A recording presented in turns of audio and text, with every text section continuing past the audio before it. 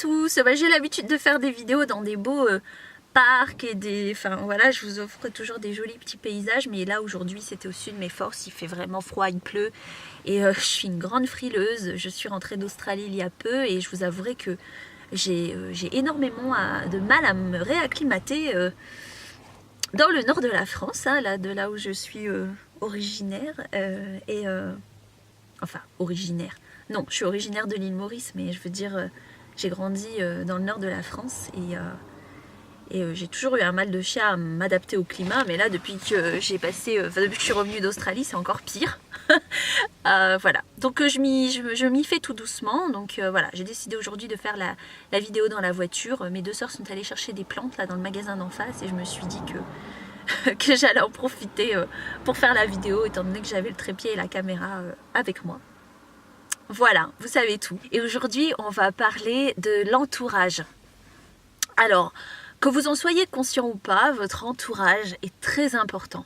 Ça veut dire que, on dit souvent, on choisit pas sa famille, mais on choisit ses amis. Et c'est une réalité en fait. Parce que, des fois, on va passer du temps avec des gens avec qui on n'a pas vraiment envie de passer du temps. Par exemple, vous avez eu des amis d'enfance, donc vous vous êtes bien entendus pendant l'enfance, et vous ressentez comme une obligation de rester ami avec eux à l'âge adulte. Alors qu'en fait, peut-être que ce ne sont pas de mauvaises personnes, que vous n'en êtes pas non plus, mais que vous avez évolué de façon complètement différente, et qu'aujourd'hui, vous n'avez pas les mêmes centres d'intérêt, ou vous n'avez pas plus d'affinité que ça.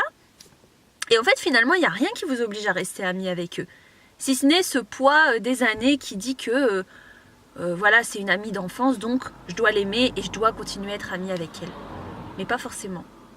Ensuite, on a les gens de l'entourage, par exemple les collègues ou les gens avec qui on s'est bien entendu à l'université. Même chose. Moi, je pense que pour se sentir bien avec son entourage, il faut que quand vous alliez voir ces personnes, vous vous sentiez enthousiaste. La dernière fois, par exemple, après avoir passé 2 ans en Australie, je savais que je devais voir une amie à moi. Et j'étais enthousiaste à l'idée de la voir. J'avais envie de la voir. J'étais impatiente. Et en fait, ça c'est des indicateurs pour vous dire que vous avez vraiment envie de voir une personne. Par contre, quand vous devez aller voir la personne et que vous sentez comme une anxiété ou comme oh là là, je me force un peu, ça va être un peu lourd, mais bon, au moins je vais faire bonne figure devant la personne. Non. Donc à un moment donné, c'est bien de pouvoir s'écouter et de vous dire que ça sert à rien de forcer les relations. Quand vous êtes en présence de quelqu'un et que vous vous sentez mal à l'aise ou que vous n'avez pas vraiment envie d'être avec cette personne, eh ben, je vous conseille d'arrêter de voir cette personne plutôt que de rentrer dans une relation d'hypocrisie. Si vous sentez que les personnes avec qui vous passez du temps vous tirent vers le haut, bah, il y a de fortes chances que ce soit les bonnes personnes pour vous. Par contre, si vous passez du temps avec des personnes qui vous dévalorisent, ou vous sentez que ce n'est pas une relation vraiment sincère, vous sentez qu'il y a de la jalousie, ou que quand vous avez quelque chose, les personnes ne sont pas vraiment contentes pour vous, pour moi, c'est très parlant. Parce que l'entourage est très important, ça a un impact dans votre vie. On ne vit pas sur cette planète seule. Donc les gens avec qui vous choisissez de vous lier d'amitié, ou que vous choisissez d'avoir dans votre entourage, par exemple dans la famille, ou même les collègues de boulot, c'est très important. Après, oui, vous allez me dire, bah, au niveau du travail, je ne peux pas choisir, moi, je ne peux pas dire que j'ai envie de travailler avec telle personne ou telle personne. C'est vrai. Mais à ce moment-là, vous pouvez rester cordial, ça ne veut pas dire que vous allez vous disputer avec toutes les personnes que vous n'aimez pas. Vous restez cordial. Mais dans le fond, vous savez que ça va rester respectueux dans le cadre du travail, mais que vous n'allez pas aller forcément plus loin. Parce que, voilà, vous savez, il vaut mieux des fois être honnête envers soi-même et avoir un petit groupe, ou choisir vraiment le genre de personne avec qui on a envie d'être, que de se forcer. Une autre façon de savoir que votre entourage est le bon, c'est que vous acceptez les gens comme ils sont. Quand vous passez du temps à critiquer une personne, vous passez du temps à critiquer vos amis, en général, vous savez que ce ne sont pas les bonnes personnes pour vous.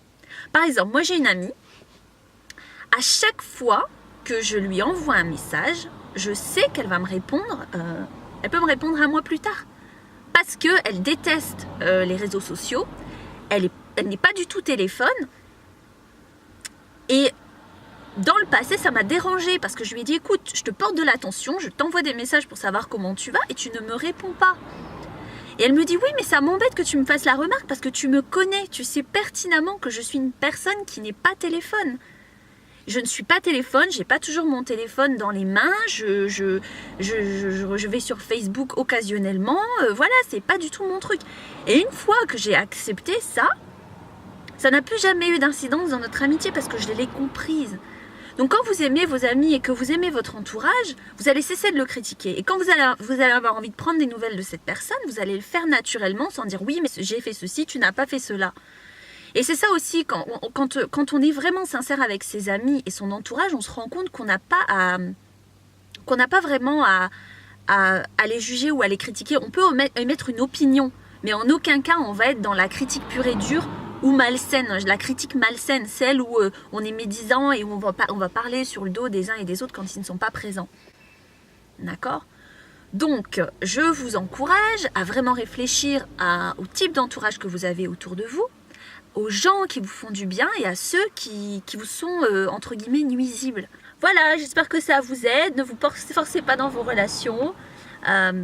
Sachez que les personnes avec qui vous devez vous lier vont naturellement faire partie de votre vie et puis les autres s'en iront. Donc ne vous forcez pas et n'oubliez pas de vivre la vie que vous méritez. Je vous embrasse, à bientôt.